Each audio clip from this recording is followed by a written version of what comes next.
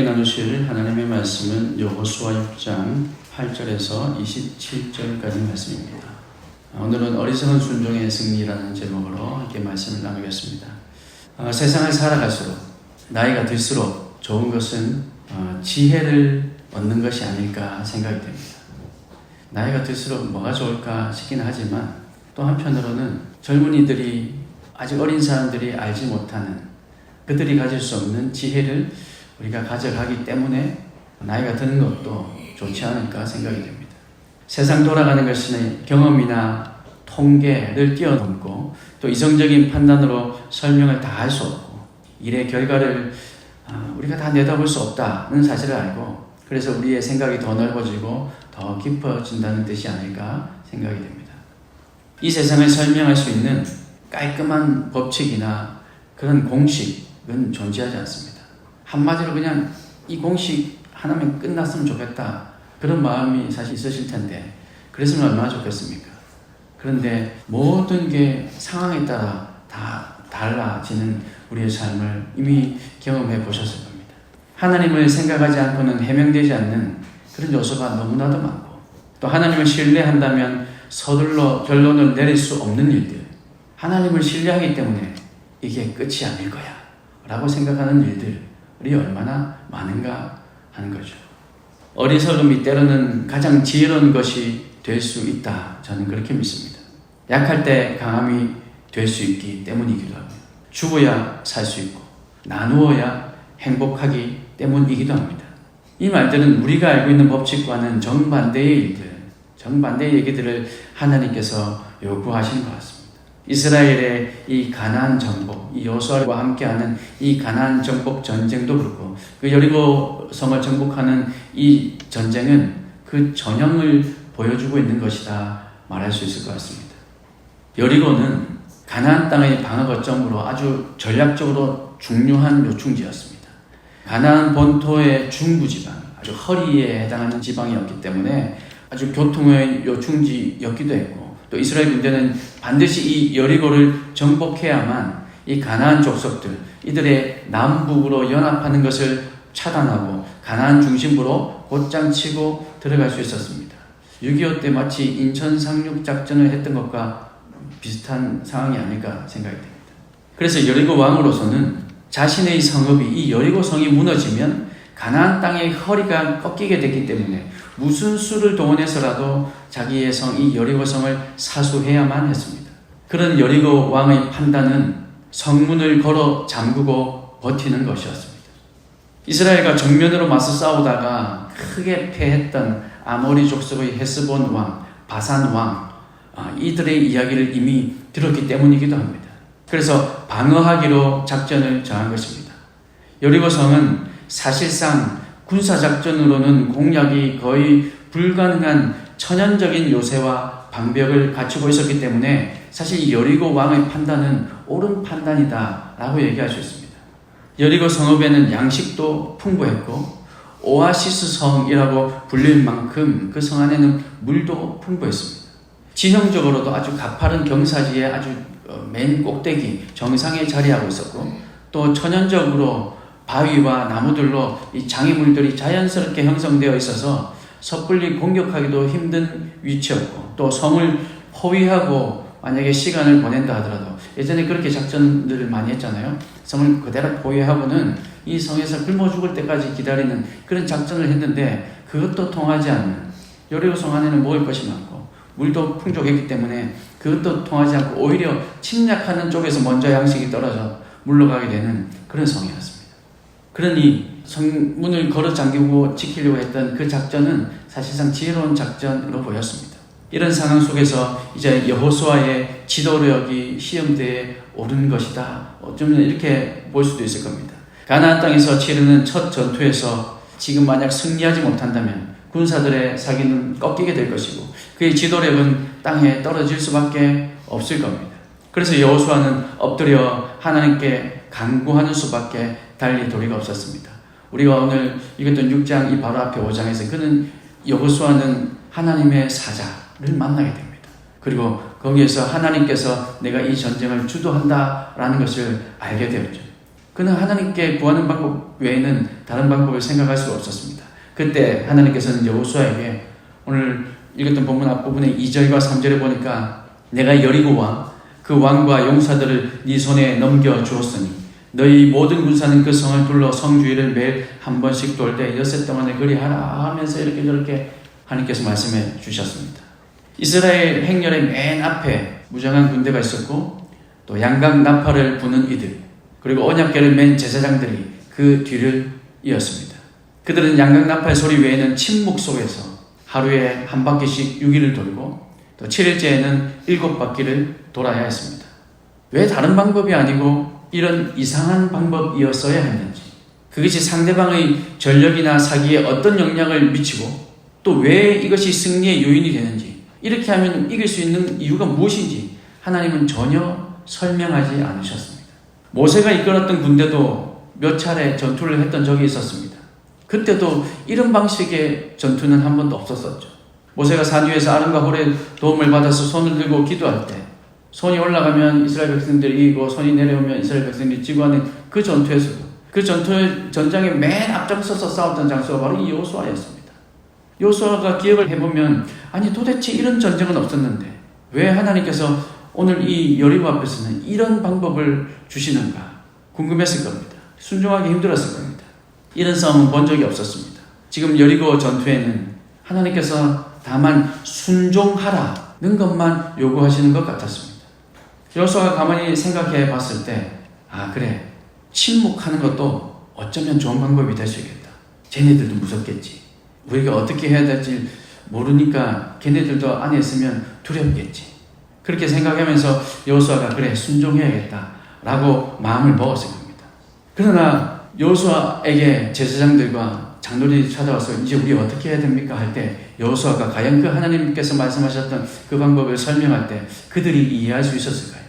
그들도 여호수아처럼 똑같이 침묵이 좋은 방법일 것이야 라고 생각하는 분들도 물론 계셨겠지만 그렇지 않은 분들도 있었을 겁니다. 그때 여호수아가 어떻게 이들을 설득할 수 있었을까요? 짐작해 보건대 하나님께서 말씀하셨다, 이것밖에 없었을 겁니다. 그리고 이스라엘 백성들은 그 여호수아를 신뢰하고 있었기 때문에 광야에서 여호수아와 함께 동고동락했던 그들, 이제 믿음으로 이 광야를 통과해왔던 그들, 1세대는 다 죽고 이제 믿음으로 세워졌던 그 2세대들, 그들은 그 여호수아의 말을 어느 정도 믿을 수 있었을 겁니다. 그래서 그들은 하나님께서 말씀하신 그대로 순종합니다. 7일째 7바퀴를 돈 후에 소리 지르다고 할 때 그때 비로소 소리를 질러야 그들은 굳게 닫힌 여리고성이 무너지는 것을 보게 될 것입니다. 우리 역시 의미 없어 보이는 순종의 일상을 살아내는 것이 가장 큰 영적 승리의 요인이 될 수 있을 것입니다. 여러분, 순종의 일상이 뭘까요? 하나님께서 우리에게 어떤 순종의 삶을 살라고 말씀하십니까? 우리에게도 이렇게 이해되지 않는 일들을 말씀하실 때가 있으실까요? 말씀을 통독하는 것, 여러분 어떻습니까? 어떤 이유와 어떻게 설득이 되셔서 이런 말씀을 읽겠다 작정하셨습니까? 저는 처음에 그렇지 않았습니다. 말씀을 읽어야 된다는 것, 그거 내가 교회 다니는 사람이니, 내가 하나님을 믿는 사람이니 당연히 말씀을 읽어야지 라고 생각은 했습니다. 그런데 그 말씀 읽는 게 쉽지 않았습니다. 그리고 말씀을 읽다 보면 어느 정도 읽으면 그러면 좀 내 삶에 적용이 되고, 어느 정도 읽으면 은혜가 되고, 그랬으면 재미가 있어서 막 계속 더 읽을 텐데, 족보를 읽자니 내가 이 족보를 가지고 어떻게 내 삶에 적용해야 될지, 레위기를 읽자니 이 옛날 제사 방법을 가지고 내가 어떻게 살아야 될지 도무지 알 수 없는 그 말씀을 처음으로 완독했을 때는 저에게 남는 건 딱 하나가 있었습니다. 성취감, 다 읽었다. 나도 한 번은 읽었다. 이거 하나밖에 남는 게 없는 것 같았습니다. 그렇게 2번, 3번, 한 10번쯤까지 읽었을 때는 거의 의무감으로 계속 읽었습니다. 그래도 뭔가 있겠지. 그래도 뭔가 있겠지. 순종하는 마음으로. 일상의 순종이라는 그 마음으로 읽어갔습니다. 그렇게 읽다가 한 10번이 이제 조금씩 넘어가기 시작하니까 앞의 내용들과 뒤의 내용들이 조금씩 연결되기 시작하더라고요. 그때쯤에 이제 제가 목사로서 설교 준비를 이제 한참 많이 해야 될 때였거든요. 그러니까 설교 준비할 때 읽었던 게 이게 떠오르기 시작하는 겁니다. 설교 준비를 하다 보니까 이거는 여기 있는데 라는 것들이 이제 막 그게 하나님께서 생각나게 해 주시더라고요. 그렇게 한 30번이 넘어가고 이제 40번이 넘어가고 그러니까 행간이 보이기 시작하고, 그러고 나서는 이제 주석을 읽어도, 전에는 주석을 읽으면 그냥 그게 다였는데 주석을 읽어도 이제 조금 더 이게 그 말이었구나 하면서 이해가 되기 시작했습니다. 저에게는 말씀 읽는 것이 이게 순종의 일상이었습니다. 저에게는 의미 없는 것처럼 느껴졌습니다. 왜 굳이 이걸 다 읽어야 돼? 중요한 것들만 읽으면 되지라는 생각도 있었습니다. 그런데 그렇지 않았더라고요. 이렇게 순종했을 때 하나님께서 말씀을 깨닫게 해주시고, 또 말씀을 준비하는 데에도 하나님께서 지혜를 허락해 주신다는 것을 삶으로 체험했습니다. 이해할 수 없는 이 하나님의 음성에 순종하시면, 그러면 하나님께서 우리에게 말씀하시는 것, 그것이 분명히 깨달아지리라 믿습니다. 침묵해야 할 때와 소리칠 때, 이때를 주께서 일러주신 대로 잘 지키면, 그렇게 내가 순종의 싸움에서 무너지지 않게 된다면, 다 이해할 수 없어도 하나님의 말씀이 분명하다면, 마음을 다해서 믿음으로 순종하기만 한다면, 그러면 우리의 대적이 먼저 무너지는 줄 여러분 믿으시길 바랍니다. 사랑하는 성도 여러분, 우리는 하나님의 말씀이 이해되지 않을 때가 참 많습니다. 원수를 사랑하라니요. 원수는 갚아줘야 할 것 같은데 원수를 사랑하라고 하시니 참 마음이 힘듭니다. 지금 내가 먹고 죽을 것도 없는데 나누어 주라고 하시니 참 마음이 불편합니다. 그리고 이렇게 하나님의 말씀에 순종한들 돌아오는 것은 사람들의 비난밖에 없는 듯 보였습니다. 왜 노지랖이 그렇게 넓어서 자기 앞가림도 못하면서 무슨 남 생각하면서 사냐고 그렇게 비난받기 일쑤입니다. 그런데도 예수님은 누가 같이 오리를 가져가면 심리를 가라고 하시고, 왼쪽 뺨을 맞으면 오른쪽 뺨도 대주라고 말씀하시고, 겉옷을 달라고 하면 속옷까지도 내어줘야 하는 게, 이것이 예수님께서 우리에게 말씀해 주신 방법입니다. 물론 이해할 수가 없습니다. 지금은 분명 목소리를 내서 싸워야 할 때인데 잠잠하라고 하시니 어디에 초점을 맞춰야 할지 알 수가 없습니다. 이럴 때 우리의 기준을 어디에 두어야 할까요? 당연히 하나님께서 말씀하시는 대로 우리는 움직여야 할 겁니다. 그러면 아무런 문제가 없습니다. 그런데 문제는 하나님의 음성을 들을 수 없다는 데 문제가 있습니다. 근데 여러분, 하나님은 늘 우리에게 말씀하고 계시다는 사실을 우리가 믿고 확신해야 합니다. 여러분, 여기에서 시작이 되어야 됩니다. 여기에서 시작이 되어야, 이 믿음이 기본이 되어야, 그러고 나서 하나님의 음성에 귀를 기울여야, 그래야 들을 수 있습니다. 제가 공대를 나오다 보니까 컴퓨터 고치는 거, 또 뭐 기계들 이런 것들 좋아해서 뜯고 고치고 이런 걸 하는 걸 어릴 때 좀 좋아했습니다. 그래서 어지간하면 이제 컴퓨터 교회가 문제가 생겼다 그러면 뭐 제가 제 손으로 다 어지간한 건 처리해 왔었습니다. 전도사 때였습니다. 그날도 갑자기 컴퓨터가 안 되는 거예요. 이쯤이야. 그리고 제가 컴퓨터를 뜯었습니다. 그리고 제가 아는 방법대로 하고 다시 컴퓨터를 닫았는데 여전히 켜지지 않더라고요. 한 번 더 했습니다. 한 번 더 뜯어봤는데도 여전히 안 켜지더라고요. 이거는 확실하다. 내가 못 고치는 건 얘는 더 이상 못 쓰는 거야 라고 잠깐 버려뒀는데, 한 여집사님이 교회 사무실에 들어오셨는데 이거 컴퓨터 안 됩니까? 그러시는 거예요. 부산이었거든요. 이거 안 되는겨? 이렇게 얘기하셨어요. 그래서 제가 이만해서 고쳐봤는데 안 됩니다. 제가 한번 해볼게요. 이 집사님 안 된다니까요. 근데 자기가 해보시네요. 그래서 해보시라고 했죠. 근데 역시나 해보셨는데 안 되더라고요. 그거 보세요. 안 된다니까요. 그러니까 잠깐만 기다려보세요. 하더니만 또 하시는 거예요. 근데 그 하는 방법이 사실 있습니다. 여러 번 반복하는 그 램을 지우개로 지우고 뭐 이렇게 하는 여러 가지 방법이 있는데, 그걸 하시고 안 되고 켜봤는데 또 안 되고 또 하시고 또 안 되고, 근데 될 때까지 하시더라고요. 근데 그걸 될 때까지 하니까 컴퓨터 켜졌어요. 창피하기도 하고 놀랍기도 하고, 주사님 어떻게 이렇게 했습니까? 라고 물어보니까 학교에서 그 방과후 수업을 하는데 거기 컴퓨터를 가져놓고 아이들 가르치는데 이런 일이 자주 있었다고 합니다. 그래서 자기도 처음에는 못 고쳤는데 하다 보니까 그 방법밖에 없었고, 그리고 그걸 어떤 컴퓨터는 한 번에 되기도 하지만 여러 번 해야 되는 컴퓨터로 있어서 경험상 이제 분명히 된다는 확신을 가지고 그분은 하셨던 거죠. 저에게는 이 컴퓨터가 고쳐진다는 확신이 없었습니다. 두 번 딱 해보고 제가 제 손으로 못 고치는 거니까 이건 안 되는 거야. 이제 버리기 직전이었는데, 그분은 이거는 무조건 이렇게 하면 돼라는 확신을 가지고 고치니까 고쳐지더라고요. 여러분, 우리 믿음이 이런 게 아닌가 싶습니다. 하나님께서 우리에게 말씀하신다는 확신을 가지고 들어야 됩니다. 말씀하실까? 안 하실 수도 있잖아. 이 말씀이 정말 하나님 말씀일까? 이렇게 하는 순간 우리는 들리지 않습니다. 하나님께서 우리에게 반드시 말씀하신다는 것을 여러분 믿고 그 음성에 귀를 기울이면 그러면 들립니다. 처음에는 안 들릴 수 있지만 반드시 들리게 되었습니다. 하나님의 음성을 잘 들을 수 있는 비결은 늘 하나님께 우리의 마음을 두고 살아가는 것입니다. 아침에 눈을 뜰 때부터 잠이 들 때까지 하나님이 지금 내게 뭐라고 하실까? 예수님께서 지금 내가 약친 이 상황 가운데 어떻게 하기를 원하실까? 주님, 제가 어떻게 해야 합니까? 라고 계속 물으며 주님과 동행해야 하는 것입니다. 그렇게 한다면 주님은 우리의 생각과 양심과 환경과 보내주신 사람들을 통해서 우리에게 말씀해 주십니다. 다만 우리가 그것을 깨닫지 못하기 때문입니다. 때로는 들려도 아닐 거야 라고 생각하고 무시해버려서 그렇지 분명히 우리에게 말씀해 주십니다. 그러므로 이스라엘이 하나님께 온전히 집중해서 하나님의 음성을 듣고 순종했던 것처럼, 그리고 그 음성이 비록 세상 사람들은 비웃을 만한 방법이었다 할지라도 하나님의 방법임을 확신하고 순종했을 때 여리고성이 무너져 내렸음을 여러분 기억하시길 바랍니다. 오늘도 우리 앞에는 여리고성과 같은 문제들이 우리를 힘들게 할지도 모릅니다. 그러나 그때마다 좌절하고 포기할 것이 아니라 하나님의 세미한 음성에 여러분 귀 기울이며 하나님의 방법을 우리에게 말씀하실 줄 믿으며 주님 앞에 나아가시길 바랍니다. 그리고 그 음성에 순종하여서 우리 앞에 서 있는 여리고를 늘 이기며 살아가는 저와 여러분 다 되시기를 주님의 이름으로 축원합니다. 이스라엘은 여리고성을 취한 후에 단 하나라도 이 전리품을 취해서는 안 되었습니다.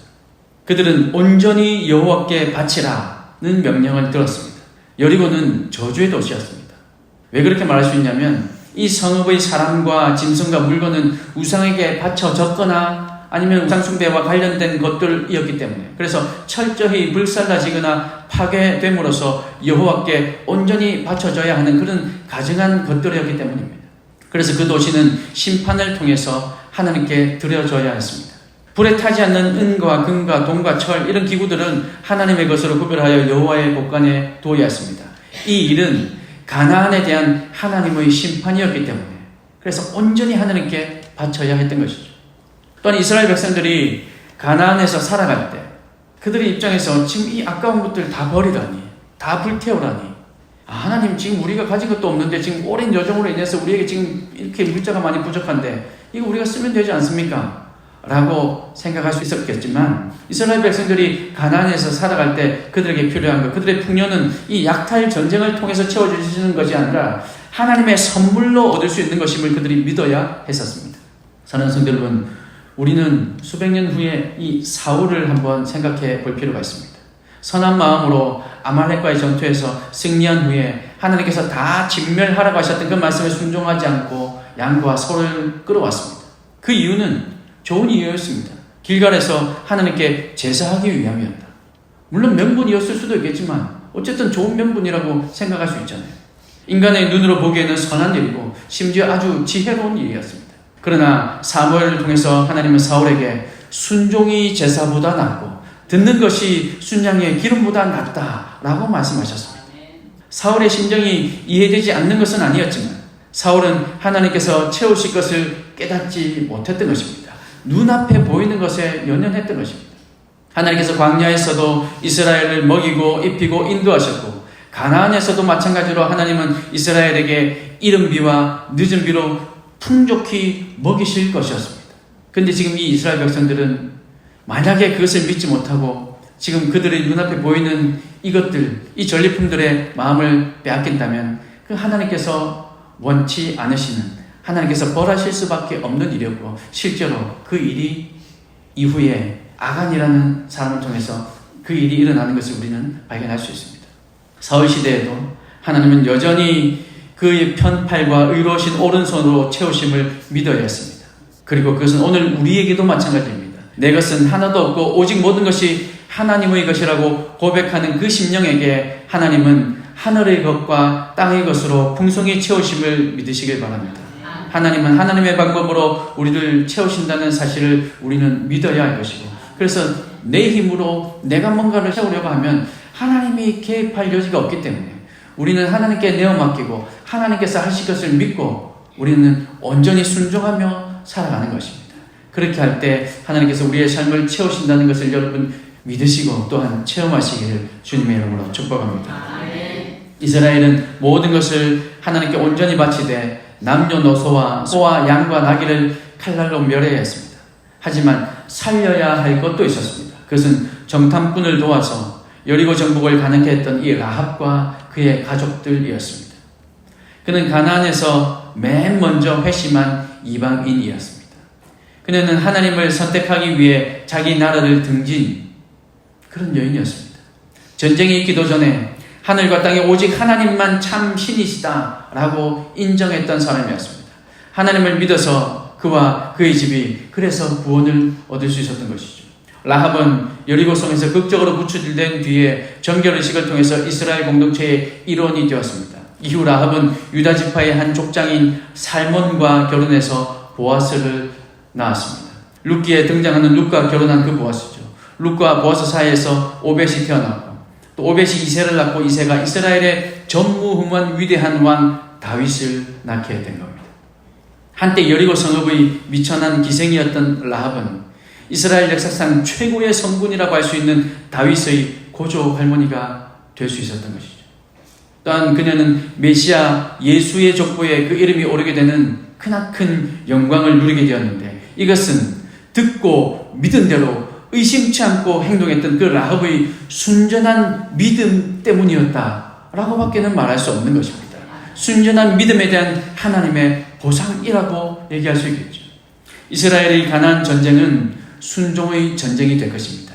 지금 이 여리고 전투에서도 그랬지만 앞으로의 전쟁도 순종의 전쟁이 될 것입니다. 따라서 진정한 싸움은 밖에서의 싸움이 아니라 내 안에서 그들 속에서 먼저 벌어질 싸움, 그것이 진정한 싸움이었습니다. 그것은 눈에 보이는 가나안의 위용을 믿을 것인지 눈에 보이지 않는 하나님을 믿을 것인지의 싸움이었습니다. 이 싸움을 잘 감당하는 이스라엘이 되어야 했었고 오늘 저와 여러분도 바로 이 싸움, 우리 속에서 일어나는 이 싸움에서 승리하는 하나님의 백성들 될 수 있기를 주님의 이름으로 축복합니다. 사랑하는 성도 여러분, 우리는 조용히 해야 할 때와 소리쳐야 될 때를 분별하며 살아야 합니다. 또한 우리는 취해야 할 것, 내가 가져야 할 것과 보관해야 할 것, 하나님께 드려야 할 것도 하나님의 지혜로 깨달아야 합니다. 그리고 구원해야 할 것과 진멸해야 할 것도 우리는 구분할 줄 알아야 합니다. 이것이 이스라엘을 향한 하나님의 뜻이었습니다. 늘 하나님께 우리의 마음을 두고 하나님과 동행함으로 하나님의 음성 듣기를 원한다면 하나님께서 오늘도 우리에게 말씀해 주실 줄 여러분 믿으시길 바랍니다. 그리고 그 음성에 순종하며 하나님의 지혜로 분별하고 살아가는 저와 여러분이 되시기를 소망합니다. 여러분 남은 한 주간도 하나님의 지혜로 소리쳐야 할 때 여러분 소리치시고 살려야 할 것과 버려야 할 것들을 구분하며 그렇게 하나님의 영광을 위해서 살아가며 순종하며 살아갈 때 그렇게 하나님의 크신 영광이 우리 삶을 통해서 드러난다는 사실을 여러분 믿으시며 남은 한 주간도 승리하시기를 주님의 크신 이름으로 축복합니다.